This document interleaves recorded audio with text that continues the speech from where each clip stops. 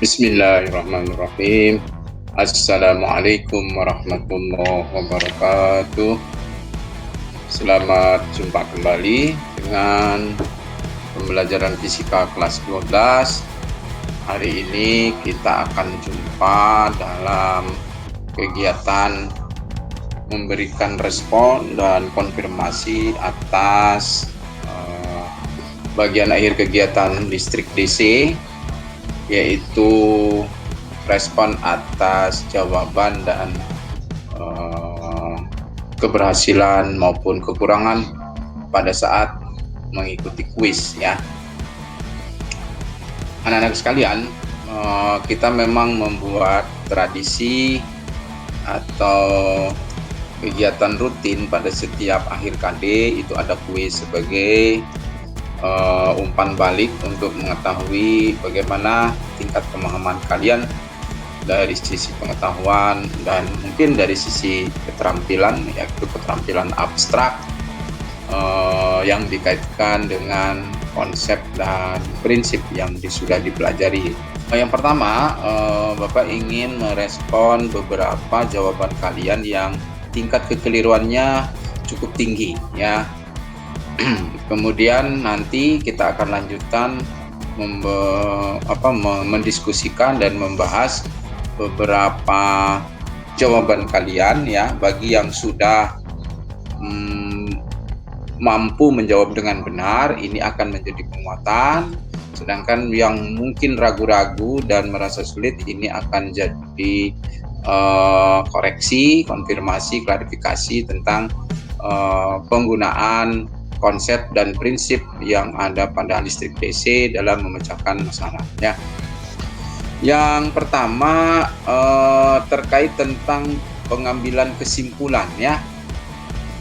Kesimpulan yang diperoleh dari tabel kuat arus dan hambatan adalah yang pertama, makin besar kuat arus, makin kecil hambatan. Yang kedua, makin besar hambatan, makin kecil kuat arus, dan yang ketiga, makin besar hambatan, makin kecil tegangan lampu. Pernyataan yang benar adalah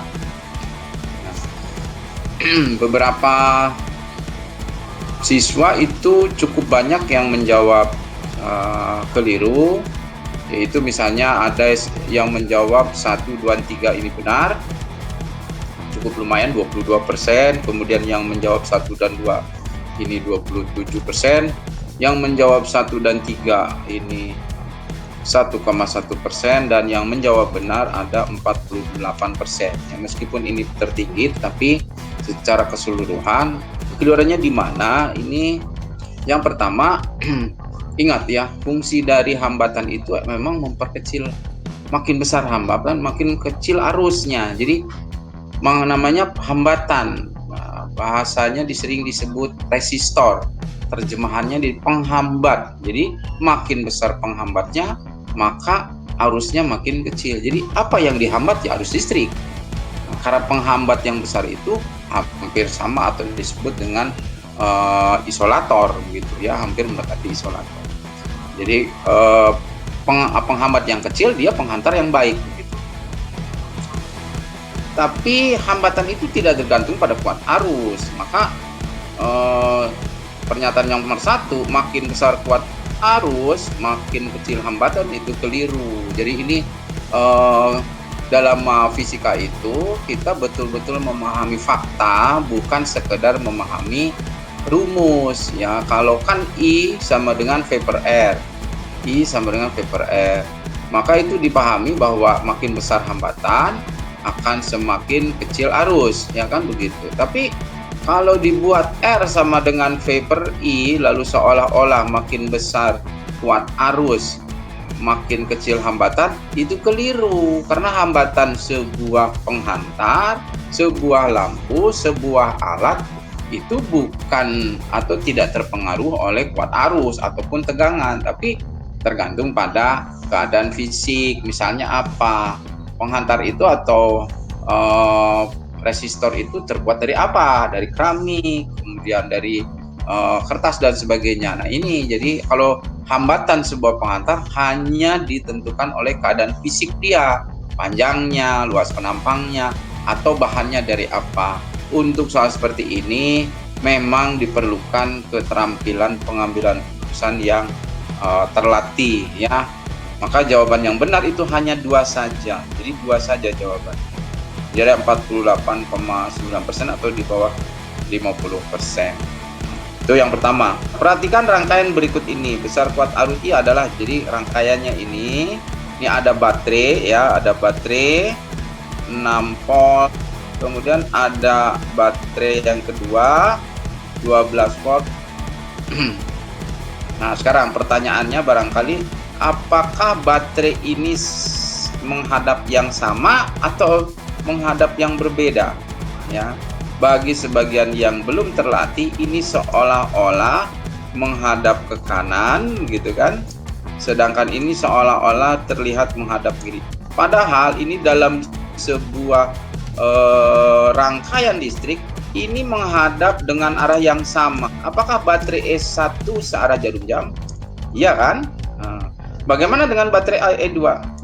Baterai E2 ya searah jarum jam juga. Nah, disinilah nanti kekeliruan akan kita temukan. Mengapa banyak yang menjawab 0,6 ampere. Padahal jawabannya 1,8 ampere ya. Mari kita gunakan hukum Kirchhoff 2 tentang jumlah GGL dan tegangan jepit pada rangkaian tertutup ya. Yang pertama kan ada berapa baterai yang dilewati oleh kuat arus ya. Nah, tadi jawabannya ada 2. Nah, sekarang coba kamu perhatikan. Baterai yang pertama E1 ketika dilewati arus, kutub apa yang pertama kali dilalui oleh kuat arus tadi? Yaitu kutub negatif ini itu ya kan. Sementara pada saat melewati baterai kedua, maka ini juga menabrak atau melewati kutub negatif dulu. Maka persamaan hukum Kirchhoff yang sigma E gitu kan, sigma E ditambah kan gitu sigma IR sama dengan 0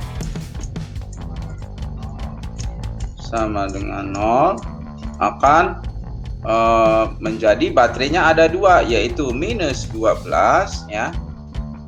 Nah, ini minus 12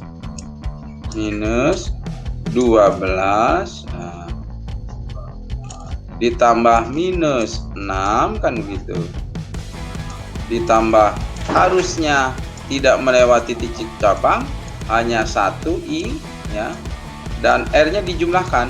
Nah, ada berapa saja, jadi dia melewati 5 ohm, melewati 0,0, melewati 4 ohm, melewati 0,4 ohm, jadi 10 I kan gitu ya, akan sama dengan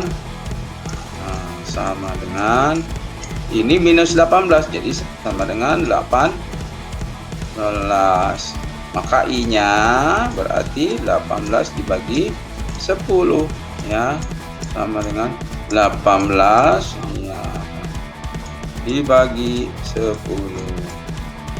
Tentu saja jawabannya yang ini ya kan. Nah, jadi kalian bisa melihat nanti kenapa banyak yang keliru menjawab 0,6. Diduga ini dianggap bahwa yang satu positif, yang satu negatif. Mungkin ini dianggap min 12 karena menghadap ke kanan begitu, atau ini menghadap ke kiri, sehingga yang satu positif, yang satunya dianggap negatif, sehingga dibuat hasilnya 6. Kalau 6 dibagi 10 hasilnya 0,6 ya. Mudah-mudahan lain kali kalian bisa lebih teliti, karena ini memang perlu dilatih ya. Berikutnya, perhatikan data dan grafik di bawah ini. Nah, data dan grafik, yang datanya ini ada grafik I pangkat min 1 0,1146 R ditambah 1,0461. Maka kalau ini sekian R, maka ini posisinya adalah ini R gitu ya. Posisi sumbu X-nya berarti dia ini R, ini R. Karena penulisannya seperti itu. Dan yang di sini karena ditulis di depan, maka ini sumbu Y-nya adalah I pangkat min 1 ya. Yang pertama kita diminta untuk ngecek gradiennya adalah 0,1146 ya. Bapak harap ini sudah mahir karena kalian sudah kelas 12, sudah berapa tahun belajar dengan Bapak dan selalu diajak untuk menganalisis grafik dan menentukan gradiennya. Ini sama toh? Berarti nomor 1 benar ya. Nomor 1 benar, ini benar. Kemudian Y0 1,00461 ya, ini Y0 ya, ini Y0, ini Y0. Nah, kalian sudah terbiasa. Y0 nya 1,00461 berarti ini benar ya kan. Nah, yang ketiga tegangan baterai 9,1 volt. Tegangan baterai itu lambangnya E ya. Nah, bagaimana mendapatkan E ini ya? E itu seperti yang sudah kamu lakukan pada saat eksperimen, ini sama dengan C1 nak ya. C1 itu sama dengan 1 per gradien ya, 1 dibagi gradien. Terus gimana menghitungnya? Berarti sama dengan ya kan, berapa itu? 1 dibagi 0,1146 1146.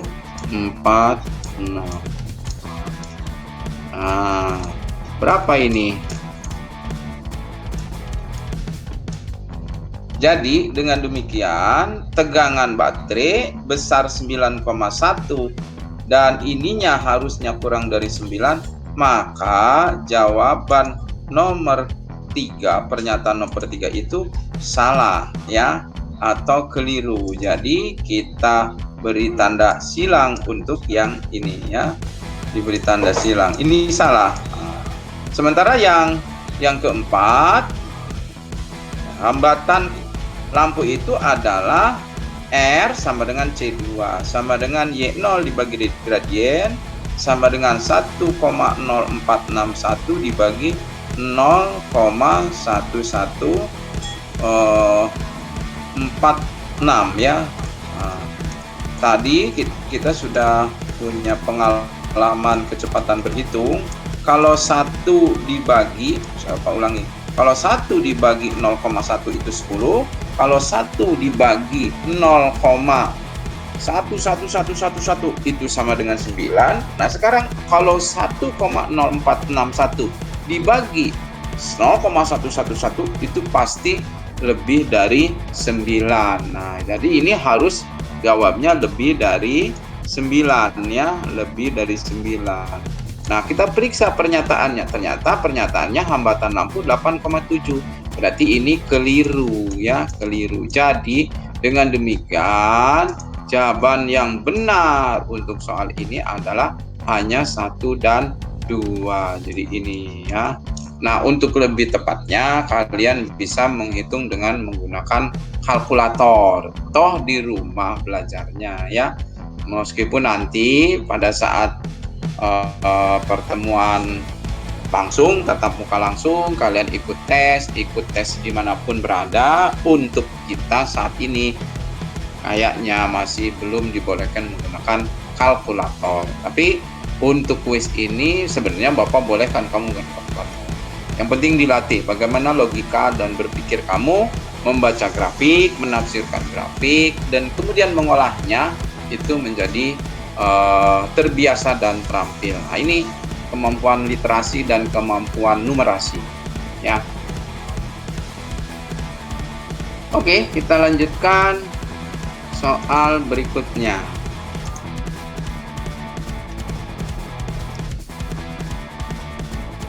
Jika kamu sedang memperbaiki alat elektronik ya dan harus mengganti resistor 20 ohm, jika kamu sedang dan harus mengganti resistor 20 ohm, pada saat datang ke toko elektronik yang tersedia adalah resistor 100 ohm. Jadi kamu butuh berapa? Butuh resistor 20 ohm ya. Pada saat datang ke toko tidak ada 100 ohm, bahkan penjual toko itu menyatakan saat ini sangat sulit mendapatkan resistor 20 ohm. Manakah yang akan kamu lakukan? Ya, ini semacam kondisi keadaan yang memaksa kamu have to make a decision ya, harus mengambil keputusan. Nah, pertanyaannya, satu, membiarkan sampai menemukan hambatan 20 ohm. Jadi kita tunggu aja tuh mendapatkan resistor 20 ohm gitu, karena menurut penjual toko itu sangat sulit katanya ya. Terus yang kedua, memberi 5 resistor 100 ohm disusun seri. Nah, coba 100 ohm dibeli aja, dia beli 5, dia susun 100 ohm ya. Jadi kalau dibuat seri, kurang lebih seri itu nanti akan menjadi kira-kira begitu tuh. Ini hambatan 1 ya, terus hambatan 2, 3 gitu kan, 4, 5. Nah, ini 100 100 100 100 100. Kalau seri hambatannya bagaimana? Ya, gimana hambatan seri hasilnya? Iya, akan semakin besar. Kalau semakin besar, 100 ohm ada 5, maka totalnya menjadi 500 gitu. Apakah keputusan ini benar? Tentu saja yang diinginkan adalah 20 ohm, ini yang diinginkan. Nah, maka ini keputusan yang tidak benar. Terus yang berikutnya, membeli 5 resistor 100 ohm disusun paralel.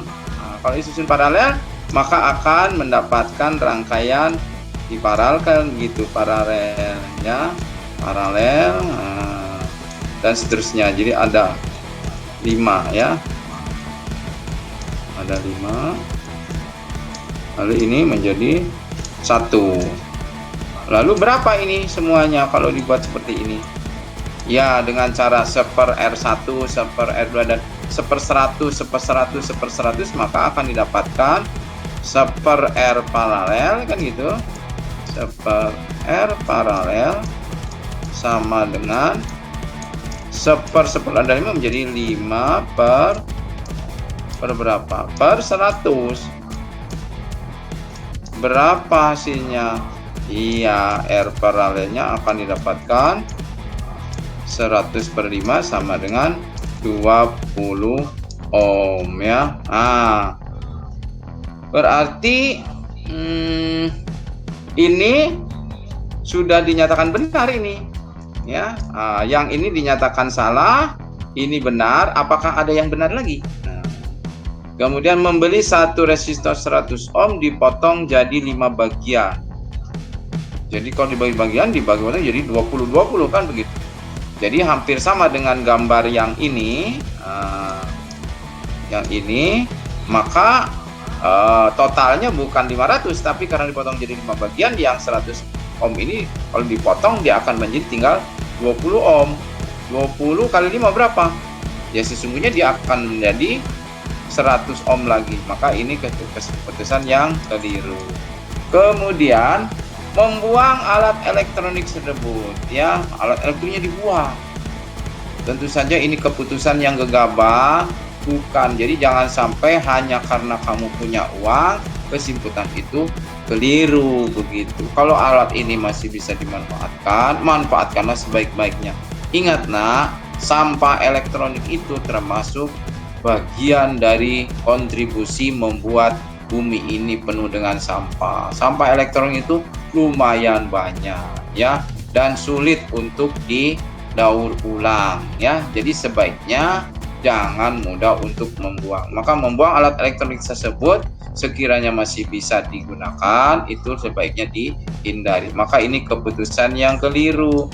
Nah, membiarkan sampai menemukan, ini juga bukan keputusan yang tetap. Sebenarnya ada banyak untuk menemukan solusi di dalam hidup itu, tapi kamu harus ya mengambil tindakan yang paling tepat begitu, yang paling tepat dengan mempertimbangkan banyak hal, bukan hanya logika tapi juga etika, kemudian juga kepedulian lingkungan dan sebagainya.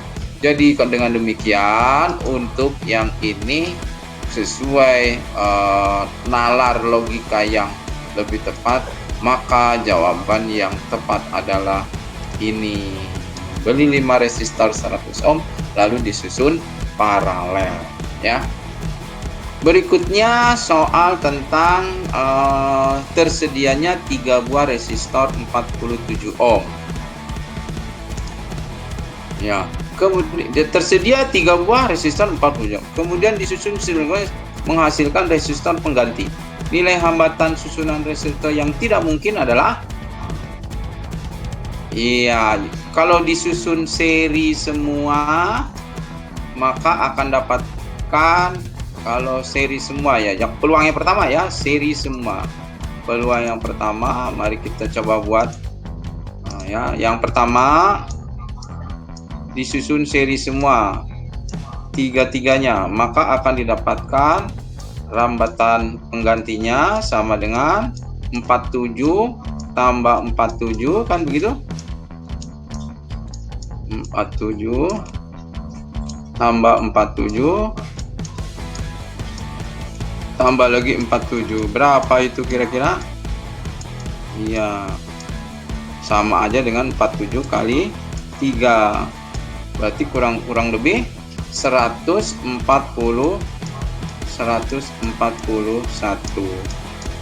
ya. Ini kalau disusun seri semua. Nilai hambatan pengganti tidak mungkin, yang tidak mungkin berarti yang salah ya, yang salah, yang harusnya silang ya. Nah gitu. Sedangkan 141 itu mungkin, 141 ada di sini. Nah, ini sebetulnya jawaban yang ini mungkin gitu ya.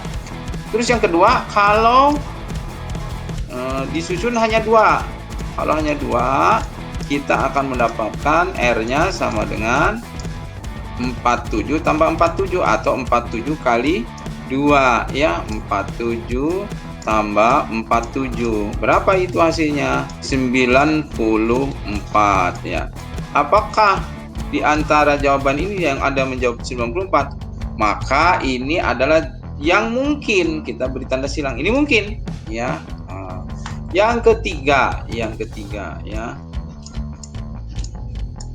Yang ketiga, kita anggap semuanya disusun paralel. Kalau disusun paralel, 3 paralel, maka R penggantinya adalah 47 dibagi 3 ya. 47 dibagi 3. Berapa itu 47 dibagi 3? Oke, 47 dibagi 3 sama dengan 4 dibagi 3 kan 1 ya toh? 1 kali 3, 3. Sisa 1. 17 dibagi 3 berapa? 17 dibagi 3. Kan berarti 5 ya? 5. Kok 15, 5 kali 3 15 ya, 15,7 tuh. 15,7. Ini yang disusun paralel 3. Yang keempat, apabila 2 saja yang disusun paralel, maka R penggantinya adalah 47 dibagi 2 ya kan? 47 dibagi 2. Berapa itu hasilnya? Sama dengan 4 dibagi 2 ya, 2 kali 2 4 habis. 7 dibagi 2 3 ya kan? 3 kali 2 6. Nanti sisa 1 dibagi 2 nggak bisa pakai koma. 10 bagi 2 5. Jadi 20 itu 5. Atau nggak 23 Pak? Ini juga jawaban yang benar ya. Kemudian yang berikutnya, peluang yang berikutnya, yang kelima, ya kemungkinan adalah seperti ini kurang lebih ini. Ini coba kita buat seperti ini.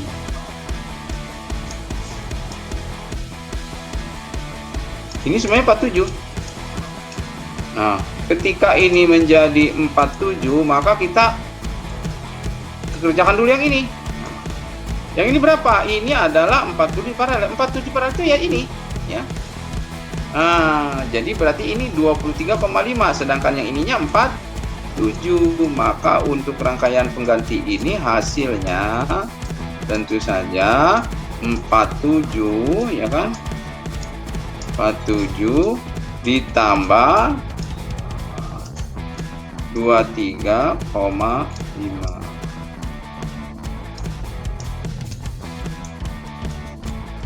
Berapa hasilnya? Hasilnya adalah sama dengan 47 tambah 23 itu kan 70 ya. Jadi kurang lebih 70,5.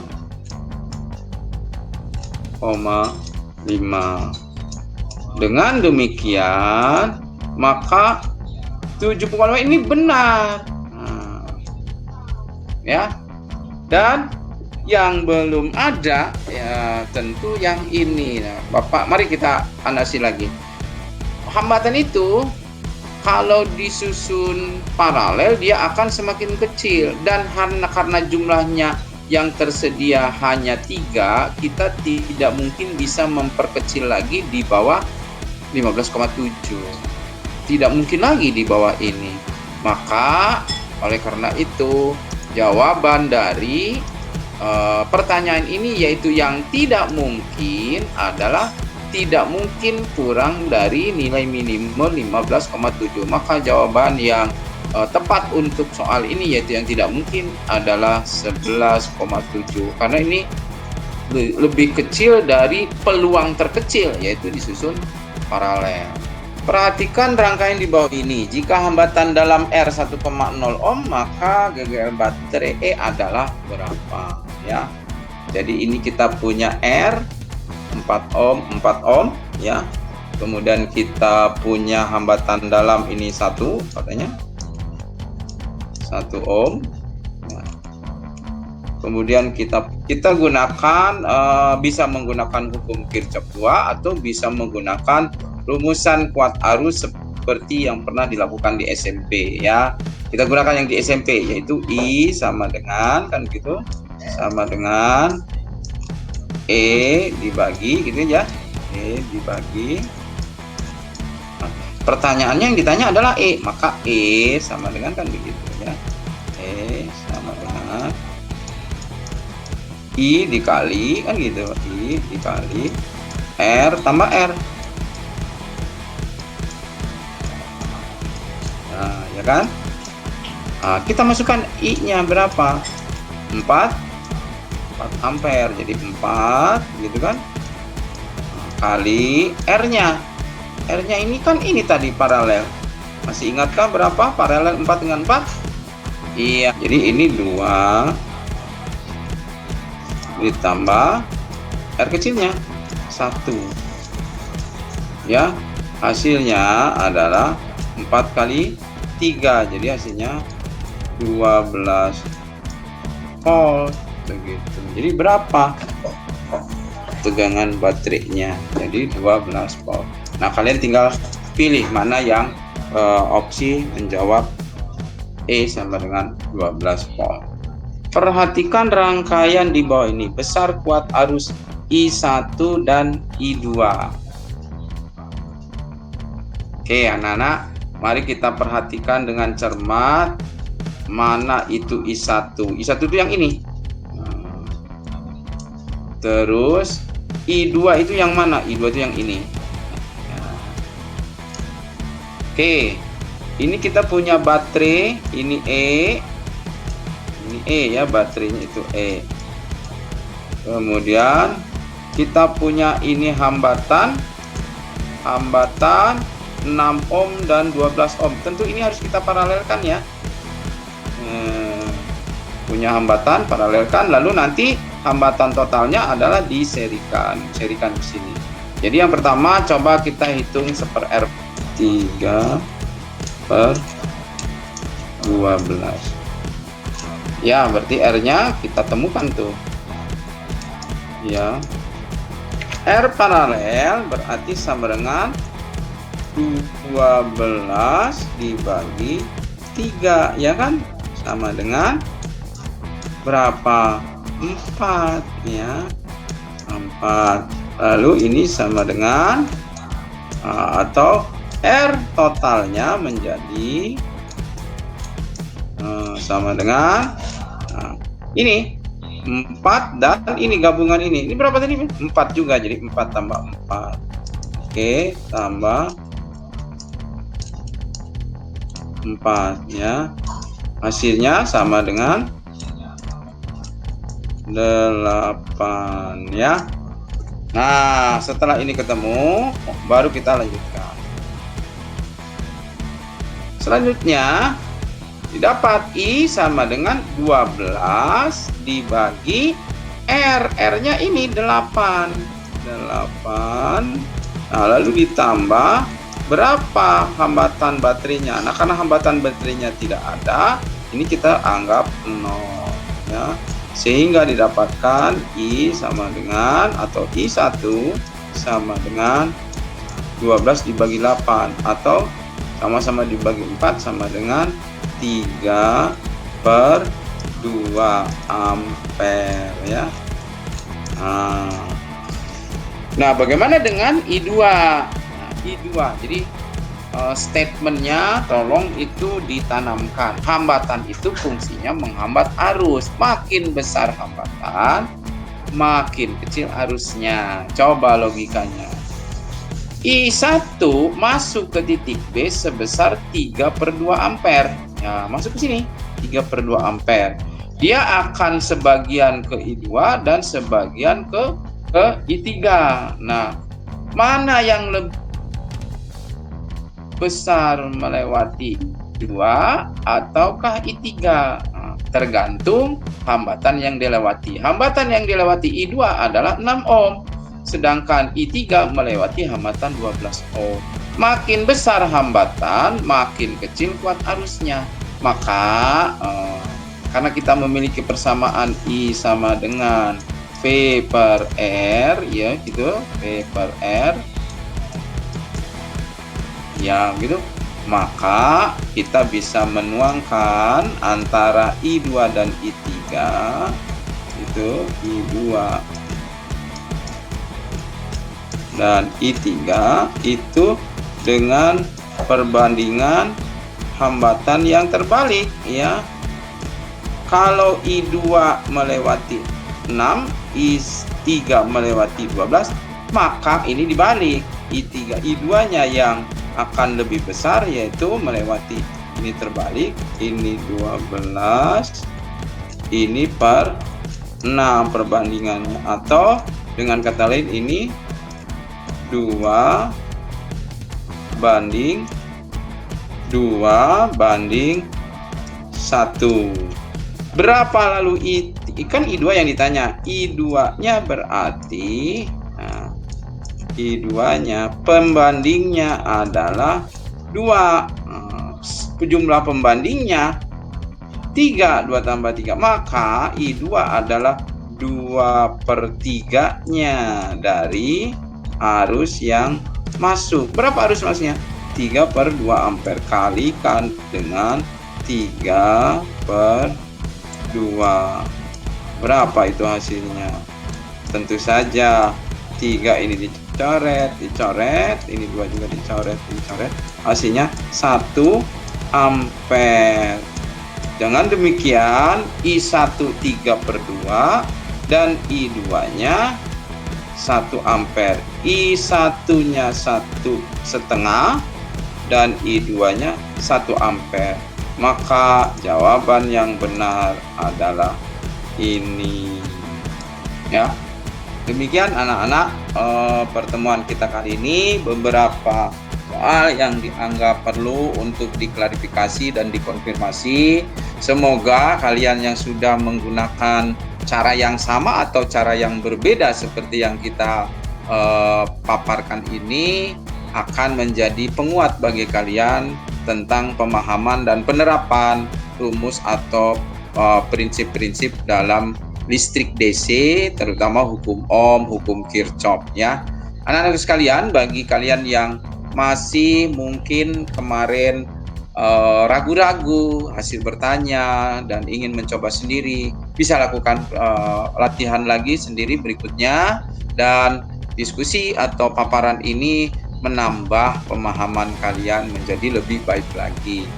Jangan lupa terus belajar karena seperti juga keterampilan fisik atau keterampilan konkret, keterampilan berpikir itu perlu dilatih sehingga bukan saja kemampuan prosesnya yang bisa kalian lakukan dengan benar, tetapi juga kecepatan proses itu diperlukan sehingga pada saat pengambilan keputusan kalian terlihat cepat dalam mengambil keputusan, bukan hanya cepat dan tepat ya.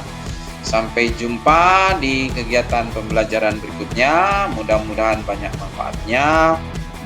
Berdoalah dan mintalah kepada Allah untuk diberikan kefahaman dan hidayah untuk bisa memahami ayat-ayat Allah, hukum-hukum Allah melalui salah satunya keteraturan dalam rangkaian listrik DC. Mari kita tutup dengan membaca hamdalah. Alhamdulillahirabbil alamin. Subhanaka Allahumma wa bihamdika asyhadu an la ilaha illa anta astaghfiruka wa atubu ilaik. Wassalamualaikum warahmatullahi wabarakatuh.